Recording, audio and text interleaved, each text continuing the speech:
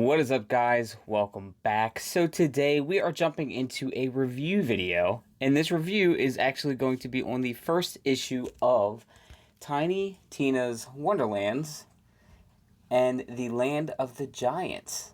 So this is a comic book series that it has now been released. So the first issue you can get now. Next month you'll be able to get actually this month you'll be able to get the second issue when that comes out. And the month the month after that, you'll get the last issue. This is only 3 issues. So I've had a lot going on. I have been painting up some more commissions for one of the guys at Chuck's. So I've been really heavy trying to get a lot of that done because he gave me a lot of miniatures to do there. Also, the new overhaul mod that has released for Borderlands 3, which is the Grimm's cut. I've been playing that here and there. I want to make some content on that, but I'm just so swamped with everything else right now. I'm just trying to kind of get some other stuff out to you guys, because not only did I read the Wonderlands comic, which is simple, it's short because it's an issue. I'm also in the middle of reading Dead or Alive, and I'm halfway through the book, like directly smack dab in the middle of this book.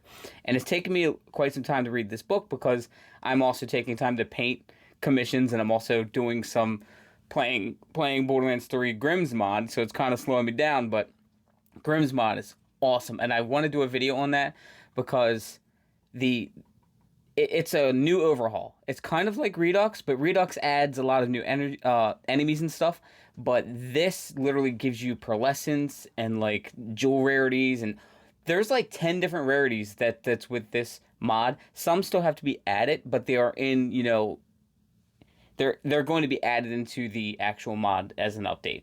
So with that said and done, let's actually get into the review for Tiny Tina's new comic. So a lot of people, I have 2 issues. I bought one at Chuck's, and then I sealed it, I taped it up, and I was like, oh, let me buy a second one. And I was going to wait for usually I wait for a trade paperback and then I read it all in full.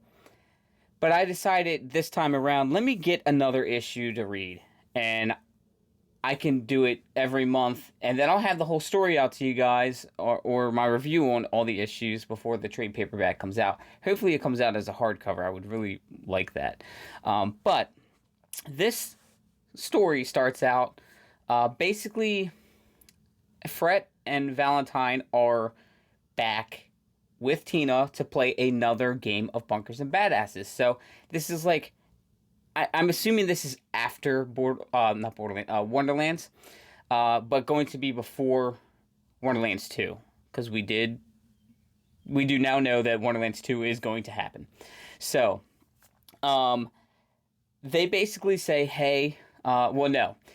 Valentine actually goes, Tina's not there yet. She's not at the game yet.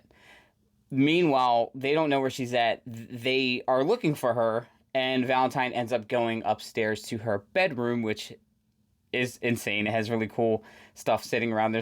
There's actually like there's a really cool poster in there. There is a bandit that is literally like a psycho bandit that is tied to a chair in there, which is hilarious to me. And there's also a really cool like hand. It's a dead hand, like in a kind of like the thing that the rose is in Beauty and the Beast. It's in that, but it really reminds me of the hand of Vecna. Like as soon as I seen that, I was like, that's the hand of Vecna. Is that like a nod towards Vecna? And I was like, oh, it has to be. So Valentine runs across her diary, which had a sign like, whoever touches this is gonna die.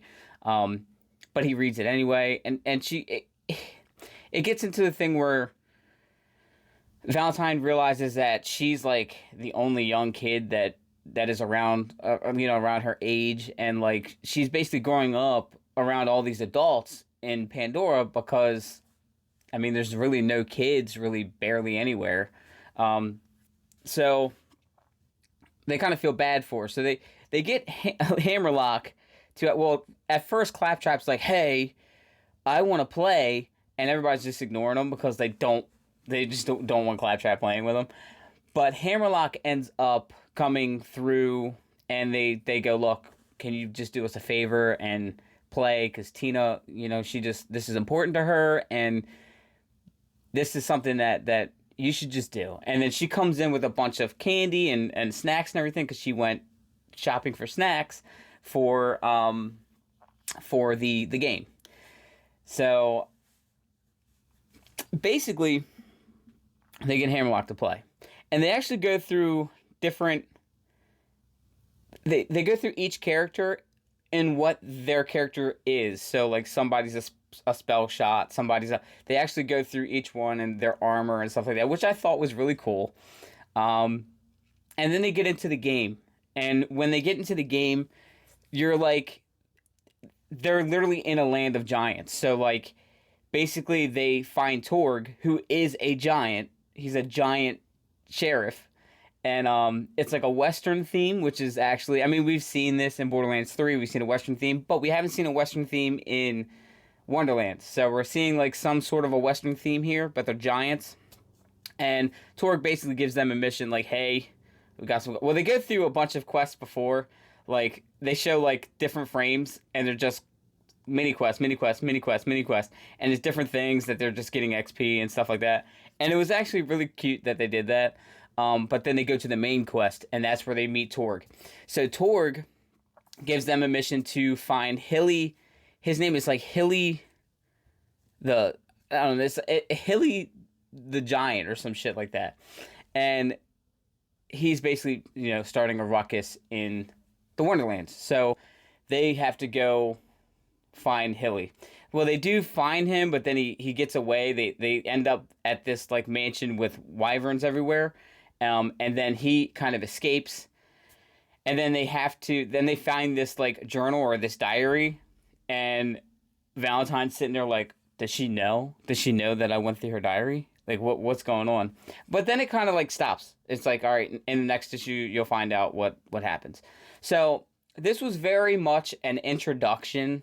I mean, it is the first issue to this, but a lot of this book was an introduction to our characters that are in the story. So if you haven't played Wonderlands, you don't know Fred and Valentine, or even Hammerlock or Tina, you're going to learn a little bit about them, but they don't tell you too much about the characters. They just kind of tell you who they are, who they're playing as.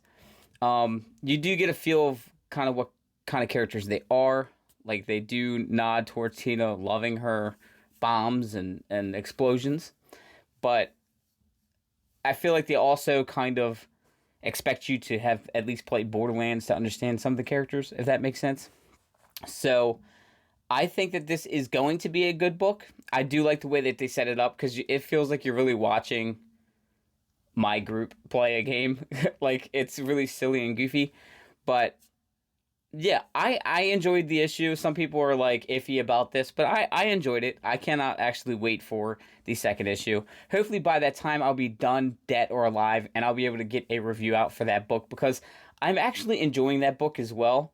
There is a lot going on in the book, because this is like happening right after like Tales from Borderlands. So like, I can't wait to kind of get into that whole review, because like that's something that I definitely love this book a lot more than the old novels that they have, which I have down here somewhere. So yeah, this is definitely at least a tie-in, and at least something that makes sense story-wise, and it's right after Tales, so you kind of get the continuation of those characters like Fiona, Sasha, Reese a little bit. But you also see Gage in there. Gage is like a massive part of the Dead or Alive book, and I love Gage. Gage is amazing. I play as Axton, but Gage as a character, I really do like her. I think she's really cool, and I think her backstory is really cool.